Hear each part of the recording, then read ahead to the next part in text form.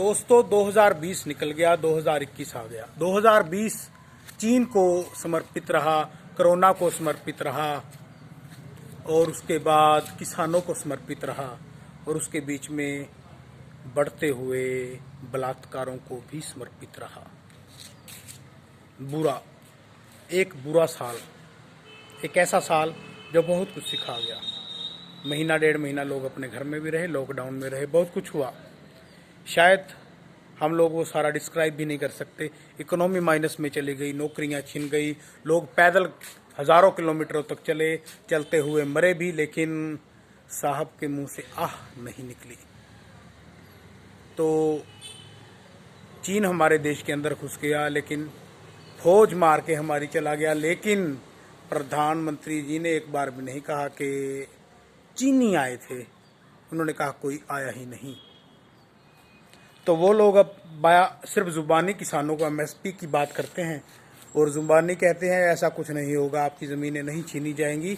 तो वो कैसे मान ले कोई भी आदमी जब वो सिर्फ और सिर्फ झूठ का पुलिंदा ही है।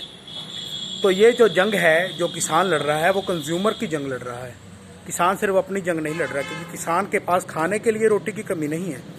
वो आप देख भी रहे होंगे बॉर्डर के ऊपर, किसान के पास खाने की कमी नहीं है, उसको खाने की कमी नहीं आएगी, वो खुद उगाता है। खाने की कमी अगर आएगी तो मिडिल क्लास को आएगी, गरीब वर्ग को आएगी, उन लोगों को आएगी जिन्होंने खरीद कर खाना है। हम लोगों को नहीं आएगी, किसानों को नहीं आएगी। किसान की जेब में पैसे कम हो सकते हैं इस कानून से, लेकिन रोटी की कमी नहीं आएगी।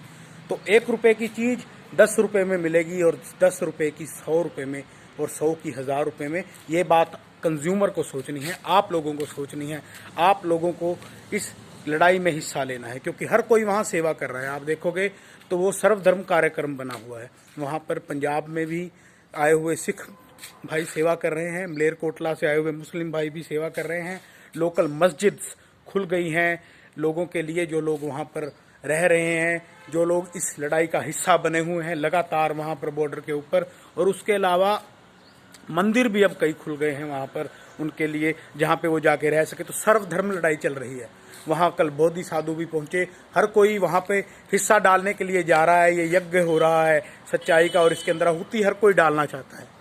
तो आप लोग जो घर में बैठे हैं, ये सोचिए कि इतनी ठंड में अगर किसान वहाँ पे बैठा है तो किसी मजबूरी के कारण ही बैठा होगा, उसको कोई शौक नहीं है वहाँ बैठने का। तो ये बात आप लोग सोचिए और इस बात को समझिए और किसान के साथ खड़े हो जाइए, क्योंकि ये लड़ाई आप लोगों की है, सिर्फ किसान की नहीं है। कंज्यूमर को ये बात समझनी पड़ेगी और इस लड़ाई का हिस्सा बनना ही पड़ेगा। नहीं बनोगे तो कल को आपके बच्चे आपसे पूछेंगे कि जब इस देश का अन्नदाता आप लोगों की लड़ाई लड़ रहा था तो आप लोग कहाँ थे। Happy new year. धन्यवाद।